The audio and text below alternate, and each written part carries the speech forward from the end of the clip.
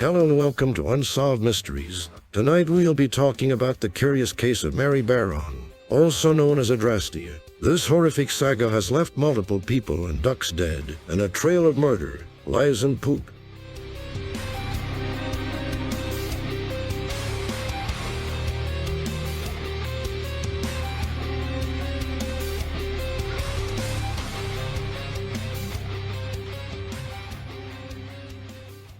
I have to inform you that some of the story will be animated. That's because all the actors we've got too disgusted with the subject matter and walked off. So I warn you, this may be disturbing for some. But with that being said, join me. Maybe you help solve a mystery.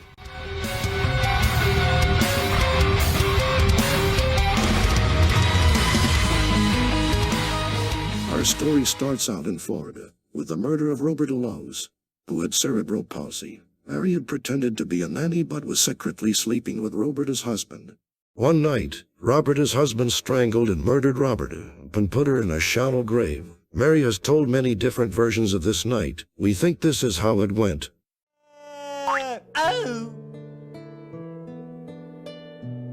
Mary, why are you doing that to me? You were my best friend! I'm sorry! I had to do it, so me and Kenneth could be together. 5 weeks after the murder, Mary finally went to the police to blame everything on Robert, his husband. Nobody believes she had nothing to do with the murder, especially since there's video evidence of her helping buy a shovel to bury Robert. Since Robert, his husband, Kenneth McBride, was also a convicted child molester, even though they thought Mary was an accomplice. And with the help of Mary's grandmother testimony and faking that she needs Mary to take care of her, prosecutors didn't go after Mary. After Kenneth McBride was sentenced to life in prison, and Mary knew she wouldn't be prosecuted, Mary moved in with her grandmother. And it wasn't long until something tragic happened to Mary's trusting grandmother. A mysterious fall will set off a chain of events that would change a family forever. Since Mary has no skills, immediately after the trial, Mary started begging for money and selling herself online. And if it's just titties, can you send me a couple of dollars to my PayPal while you're magnetized, mesmerized? A little bit of weed if anybody has $5 to spare. Literally, I just need $5.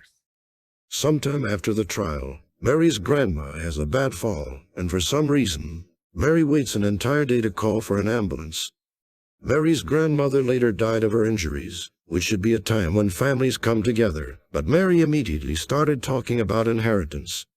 Mary believed her grandma left her everything, and since she's stupid, she thought that would be millions of dollars. Since she only got thousands of dollars, she immediately accused her family of stealing her money.